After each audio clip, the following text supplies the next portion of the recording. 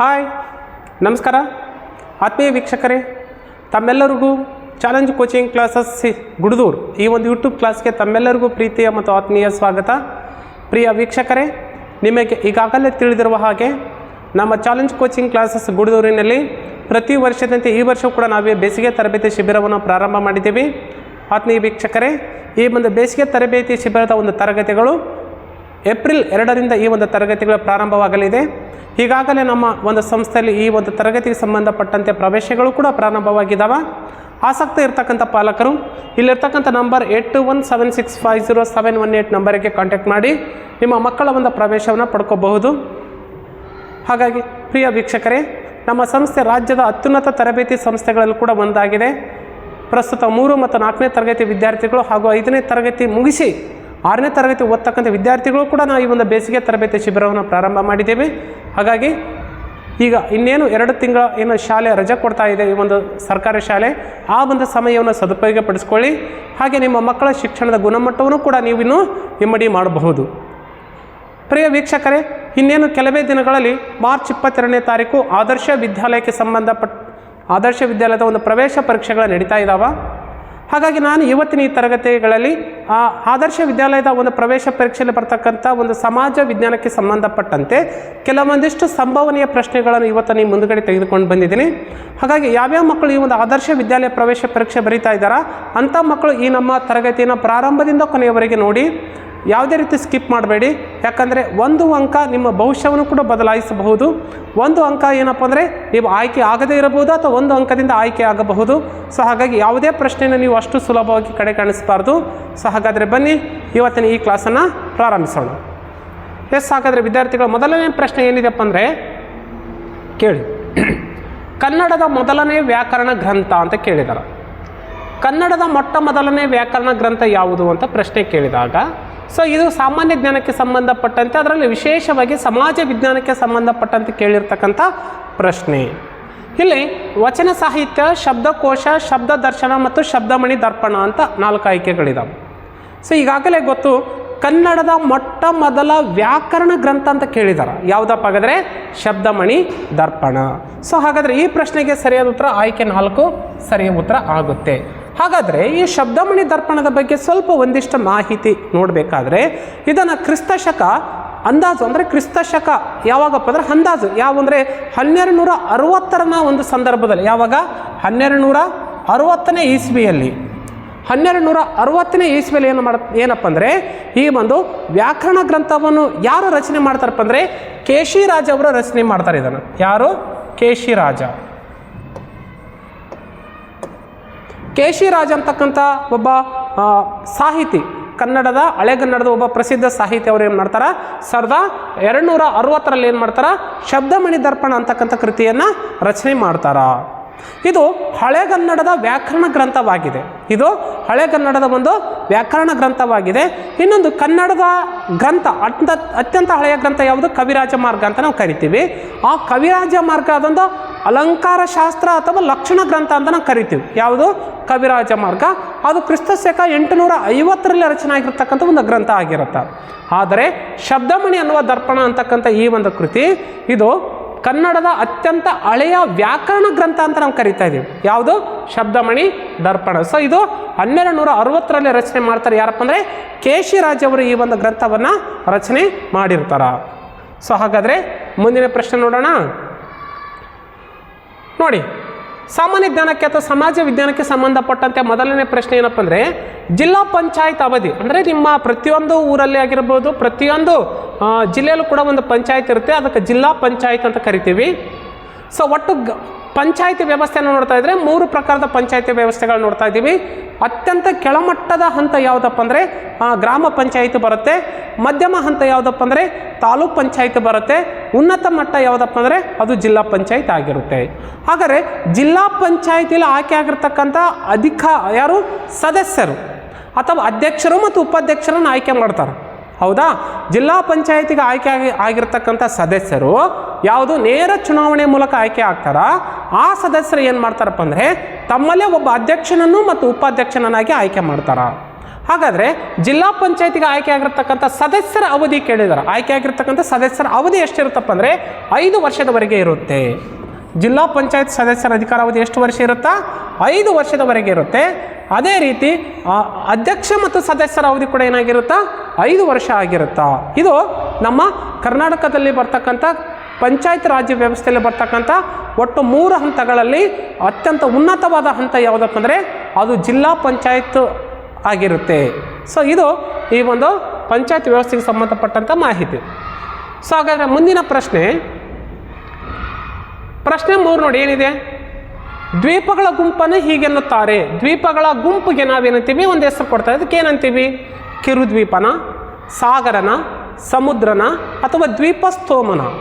ಪ್ರಿಯ ವೀಕ್ಷಕರೇ, ದ್ವೀಪಗಳು ಹಲವಾರು ದ್ವೀಪಗಳು ಸೇರಿ ಅದಕ್ಕೆ ನಾವೊಂದು ಹೆಸರು ಕೊಡ್ತಾ ಇದ್ದೀವಿ. ಏನಂತ? ದ್ವೀಪಸ್ತೋಮಗಳು ಅಂತ ಕರಿತೀವಿ, ಅಥವಾ ದ್ವೀಪಗಳ ಸಮೂಹ ಅಂತ ಕರಿತೀವಿ, ಅಥವಾ ದ್ವೀಪಗಳ ಗುಂಪು ಅಂತ ಕರಿತೀವಿ, ಅಥವಾ ದ್ವೀಪಸ್ತೋಮ ಅಂತ ಕರಿತೀವಿ. ಸೊ ಹಾಗಾದರೆ ಈ ಪ್ರಶ್ನೆಗೆ ಸರಿಯಾದ ಉತ್ತರ ಆಯ್ಕೆ 4 ಸರಿಯಾಗುತ್ತೆ. ಪ್ರಿಯ ವೀಕ್ಷಕರೇ, ನಮ್ಮ ಭಾರತದಲ್ಲೂ ಕೂಡ ದ್ವೀಪ ಸಮೂಹಗಳಿದ್ದಾವೆ. ಎಲ್ಲಿ? ಬಂಗಾಳ ಕೊಲ್ಲಿಯಲ್ಲಿ ಬರ್ತಕ್ಕಂಥ ಪೂರ್ವ ಭಾಗದಲ್ಲಿ ಬರ್ತಕ್ಕಂಥ ಬಂಗಾಳ ಕೊಲ್ಲಿ ಇರತಕ್ಕಂಥ ದ್ವೀಪ ಸ್ತೋಮಗಳು ಯಾವುದಪ್ಪ ಅಂದರೆ ಅಂಡಮಾನ್ ಮತ್ತು ನಿಕೋಬಾರ್ ದ್ವೀಪಗಳು. ಸೊ ಎಲ್ಲ ದ್ವೀಪಗಳ ಗುಂಪನ್ನು ನಾವೇನಂತೀವಿ? ದ್ವೀಪ ಸಮೂಹ ಅಂತ ನಾವು ಕರಿತೀವಿ.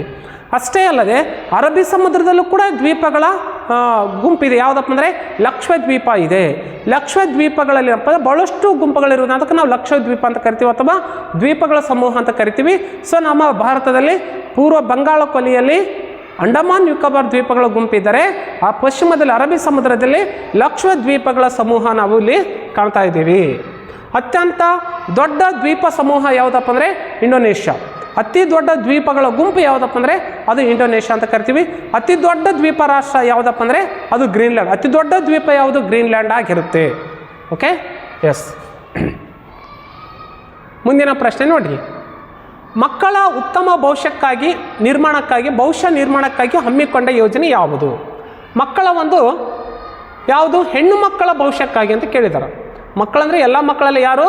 ಹೆಣ್ಣು ಮಕ್ಕಳ ಭವಿಷ್ಯಕ್ಕಾಗಿ ಸರ್ಕಾರ ಜಾರಿಗೆ ತಂದಂಥ ಯೋಜನೆ ಯಾವುದು?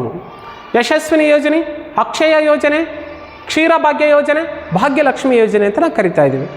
ಸೊ ಪ್ರಿಯ ವೀಕ್ಷಕರೇ, ನಮ್ಮ ಭಾರತದಲ್ಲಿ ಹೆಣ್ಣು ಮಕ್ಕಳ ಭವಿಷ್ಯಕ್ಕಾಗಿ ಅಥವಾ ಹೆಣ್ಣು ಮಕ್ಕಳ ಶಿಕ್ಷಣಕ್ಕಾಗಿ ಭಾಳಷ್ಟು ಯೋಜನೆಗಳು ಜಾರಿಗೆ ತಂದಿದ್ದಾರೆ. ನಮ್ಮ ಭಾರತದಲ್ಲಿ ನೋಡ್ತಾ ಇದ್ರೆ ಅದರಲ್ಲಿ ಮೊಟ್ಟ ಮೊದಲಾಗಿ ಬೇಟಿ ಬಚಾವೋ ಬೇಟಿ ಪಢಾವೋ ಅಂತಕ್ಕಂಥ ಯೋಜನೆ ಕೇಂದ್ರ ಸರ್ಕಾರದ ಯೋಜನೆ ಜಾರಿಗೆ ತಂದಿದೆ. ಯಾವುದು? ಬೇಟಿ ಬಚಾವೋ ಮತ್ತು ಬೇಟಿ ಪಢಾವೋ ಅಂತಕ್ಕಂಥ ಒಂದು ಯೋಜನೆ ಕೇಂದ್ರ ಸರ್ಕಾರ ಏನು ಮಾಡಿದೆ? ಹೆಣ್ಣು ಮಕ್ಕಳ ಶಿಕ್ಷಣಕ್ಕಾಗಿ ಮತ್ತು ಬಡತನದಲ್ಲಿರ್ತಕ್ಕಂಥ ಒಂದು ಹೆಣ್ಣು ಮಕ್ಕಳ ಒಂದು ಭವಿಷ್ಯದ ನಿರ್ಮಾಣಕ್ಕಾಗಿ ನಮ್ಮ ಕೇಂದ್ರ ಸರ್ಕಾರ ಈ ಒಂದು ಶಿಕ್ಷಣ ಯೋಜನೆಯನ್ನು ಜಾರಿಗೆ ತಂದಿದೆ. ಅಷ್ಟೇ ಅಲ್ಲದೆ ಸುಕನ್ಯಾ ಸಮೃದ್ಧಿ ಯೋಜನೆಯನ್ನು ಜಾರಿಗೆ ತಂದಿದೆ ನಮ್ಮ ಕೇಂದ್ರ ಸರ್ಕಾರ. ಹಾಗೆ ಕಸ್ತೂರ್ಬಾ ಗಾಂಧಿ ಬಾಲಕ ವಿದ್ಯಾಲಯ ಯೋಜನೆ ಜಾರಿಗೆ ತಂದಿದೆ. ಇನ್ನು ಹಲವಾರು ಯೋಜನೆಗಳನ್ನು ನಮ್ಮ ಭಾರತ ಸರ್ಕಾರ ಜಾರಿಗೆ ತಂದಿದೆ. ಆದರೆ ಇಲ್ಲಿ ಹೆಣ್ಣು ಮಕ್ಕಳ ಭವಿಷ್ಯ ನಿರ್ಮಾಣಕ್ಕಾಗಿ ಹಮ್ಮಿಕೊಂಡಿರುವ ಯೋಜನೆ ನಮ್ಮ ಕರ್ನಾಟಕದಲ್ಲಿ ಯಾವುದಪ್ಪ ಅಂದರೆ ಭಾಗ್ಯಲಕ್ಷ್ಮಿ ಯೋಜನೆ ಜಾರಿಗೆ ತರಲಾಗಿದೆ. ಭಾಗ್ಯಲಕ್ಷ್ಮಿ ಯೋಜನೆ ಮೂಲಕ ಏನು ಮಾಡ್ತಾ ಇದ್ದಾರೆ? ಇವತ್ತು ನಮ್ಮ ಕರ್ನಾಟಕ ಸರ್ಕಾರ ಇದರ ಮುಖಾಂತರ ನಮ್ಮ ಹೆಣ್ಣು ಮಕ್ಕಳ ಉನ್ನತ ಅಂದರೆ ಮುಂದಿನ ಭವಿಷ್ಯಕ್ಕಾಗಿ ಅವ್ರಿಗೆ ಒಂದಿಷ್ಟು ಅಮೌಂಟನ್ನು ಏನು ಮಾಡ್ತಾರೆ? ಬ್ಯಾಂಕಲ್ಲಿ ಡೆಪಾಸಿಟ್ ಮಾಡಿರ್ತಾರೆ. ಅವರ ಉನ್ನತ ಶಿಕ್ಷಣಕ್ಕೆ ಈ ಒಂದು ಹಣ ಬಳಕೆ ಆಗಲಿ ಅನ್ನೋ ಉದ್ದೇಶದಿಂದ ಭಾಗ್ಯಲಕ್ಷ್ಮಿ ಯೋಜನೆಯನ್ನು ನಮ್ಮ ಕರ್ನಾಟಕ ಸರ್ಕಾರ ಇತ್ತೀಚೆಗೆ ಜಾರಿಗೆ ತಂದಂಥ ಒಂದು ಪ್ರಸಿದ್ಧವಾದ ಯೋಜನೆ ಆಗಿದೆ. ಓಕೆ, ಸೊ ಈ ಪ್ರಶ್ನೆಗೆ ಸರಿಯಾದ ಉತ್ತರ ಆಯ್ಕೆ 4 ಸರಿಯಾಗುತ್ತೆ. ಓಕೆ, ಪ್ರಶ್ನೆ ಸಂಖ್ಯೆ 5ಕ್ಕೆ ಬನ್ನಿ. ಏನಿದೆ? ಕನ್ನಡದ ಮೊದಲ ನಾಟಕ ಯಾವುದು ಅಂತ ಕೇಳಿದಾರೆ. ಹೌದಿಲ್ಲ?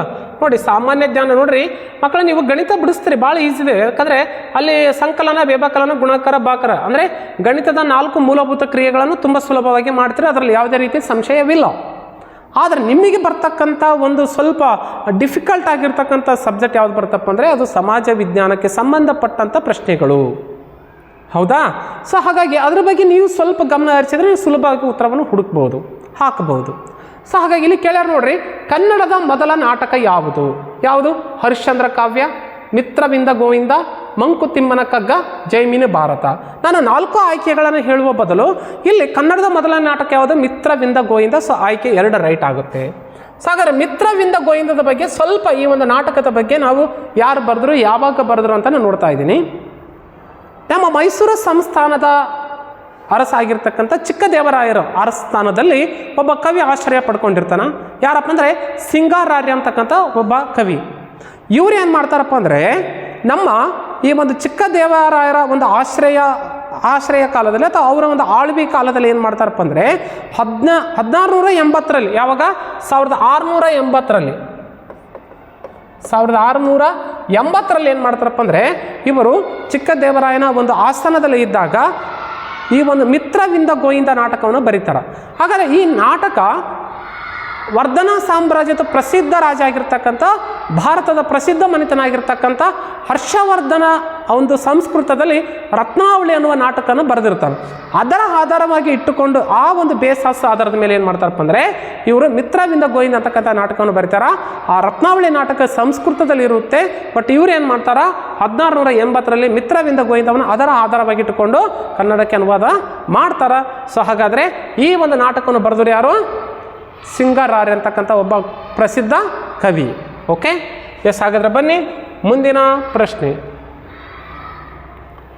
ಕೇಳಿ. ನೆಕ್ಸ್ಟ್ ಪ್ರಶ್ನೆ, ಕರ್ನಾಟಕದಲ್ಲಿ ಈ ವ್ಯಕ್ತಿಯನ್ನು ಜನರು ಕನ್ನಡ ಕುಲಪುರೋಹಿತ ಅಂತ ಕರಿತೀವಿ. ಯಾರನ್ನಪ್ಪ? ಕನ್ನಡ ಕುಲಪುರೋಹಿತ ಅಂತ ಯಾವ ವ್ಯಕ್ತಿನ ಕರಿತೀವಿ? ನಾಸು ಹರ್ಡಿಕರ್, ಆಲೂರು ವೆಂಕಟರಾವ್, ಮೈಲಾರ್ ಮಹದೇವಪ್ಪ, ಗಂಗಾಧರ್ ರಾವ್ ದೇಶಪಾಂಡೆ.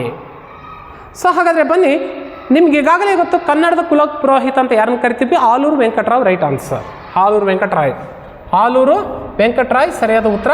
ರೈಟ್ ಆಯ್ಕೆ 2 ರೈಟ್. ಹಾಗಾದರೆ ಆಲೂರು ವೆಂಕಟರಾಯರ ಬಗ್ಗೆ ಸ್ವಲ್ಪ ನಾವು ನೋಡಬೇಕಾದರೆ ಇವರು ಅತ್ಯಂತ ಪ್ರಸಿದ್ಧವಾದ ಕೃತಿಯಾಗಿರ್ತಕ್ಕಂಥ ಕರ್ನಾಟಕ ಗತವೈಭವ ಅಂತಕ್ಕಂಥ ಕೃತಿಯನ್ನು ಬರೀತಾರೆ. ಯಾರು? ಆಲೂರು ವೆಂಕಟರಾಯರು.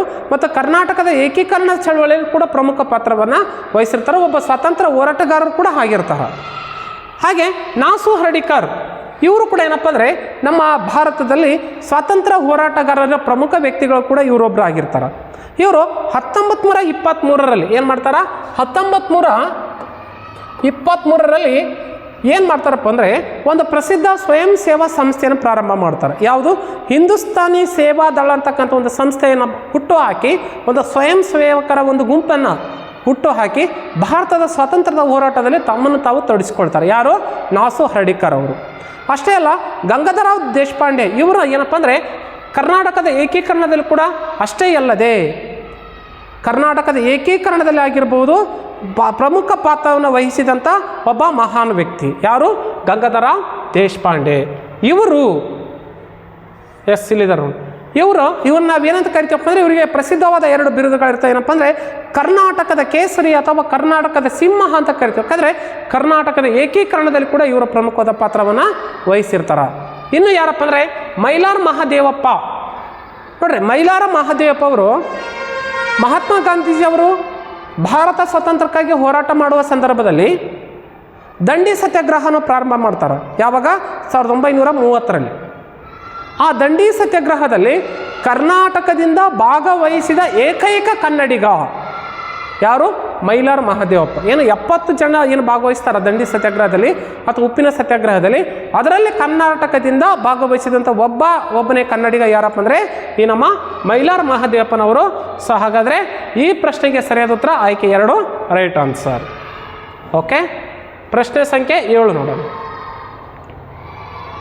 ಕರ್ಕಾಟಕ ಸಂಕ್ರಾಂತಿ ವೃತ್ತದ ಡಿಗ್ರಿ ಅಂದರೆ ಕರ್ಕಾಟಕ ಸಂಕ್ರಾಂತಿಯನ್ನು ಯಾವ ಡಿಗ್ರಿ ಮಾನದಿಂದ ಅಳಿತೀವಿ ಅಂತ ಕೇಳಿದ್ದಾರೆ.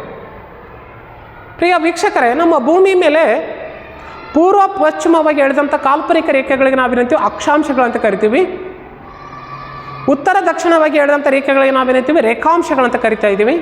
ಸೊ ಹಾಗಾದರೆ ಇದು ನಮ್ಮ ಭೂಮಿ ಜಿಯಾಯ್ಡ್ ಆಕಾರದಲ್ಲಿದೆ. ಜಿಯಾಯ್ಡ್ ಆಕಾರದಲ್ಲಿರ್ತಕ್ಕಂಥ ಈ ನಮ್ಮ ಭೂಮಿ ನಾವೇನು ಮಾಡ್ತೀವಿ? ಪೂರ್ವ ಪಶ್ಚಿಮವಾಗಿ ಏನು ಮಾಡ್ತೀವಿ? ಕಾಲ್ಪನಿಕ ರೇಖೆಗಳನ್ನು ಎಳಿತಾ ಇದ್ದೀವಿ. ಕಾಲ್ಪನಿಕ ರೇಖೆಗಳು, ಹೌದಲ್ಲ? ಇವುಗಳಿಗೆ ನಾವು ಅಕ್ಷಾಂಶಗಳಂತ ಕರಿತಾ ಇದ್ದೀವಿ. ಸೊ ಹಾಗಾದರೆ ಇಲ್ಲಿ ನೋಡಿ, ಇಲ್ಲಿ ಏನು ಬರ್ತಾ ಇದೆ? ಈ 0 ಡಿಗ್ರಿ ಅಕ್ಷಾಂಶ ನಾವೇಂತೀವಿ? ಭೂಮಧ್ಯ ರೇಖೆ ಅಂತ ನಾವು ಕರಿತೀವಿ. ಯಾವುದು? ಸಮಭಾಜಕ ವೃತ್ತ ಅಥವಾ ಭೂಮಧ್ಯ ರೇಖೆ. ಇದಕ್ಕೆ ನಾವೇನ್ತೀವಿ? ಭೂಮಧ್ಯ ರೇಖೆ ಅಂತ ನಾವು ಕರಿತಾ ಇದ್ದೀವಿ. ಇದಕ್ಕೆ 23.5 ಡಿಗ್ರಿ ಉತ್ತರ ಅಕ್ಷಾಂಶಕ್ಕೆ ನಾವೇಂತೀವಿ? ಕರ್ಕಾಟಕ ಸಂಕ್ರಾಂತಿ ವೃತ್ತ ಅಂತ ನಾವು ಕರಿತೀವಿ. ಕರ್ಕಾಟಕ ಸಂಕ್ರಾಂತಿ ವೃತ್ತ ಅಂತ ಕರಿತೀವಿ. ಇದಕ್ಕೆ 23.5 ಡಿಗ್ರಿ ದಕ್ಷಿಣ ಏನಂತೀವಿ ಮಕರ ಸಂಕ್ರಾಂತಿ ವೃತ್ತ ಅಂತ ಕರಿತೀವಿ, ಮಕರ ಸಂಕ್ರಾಂತಿ ವೃತ್ತ. ಹೌದಾ?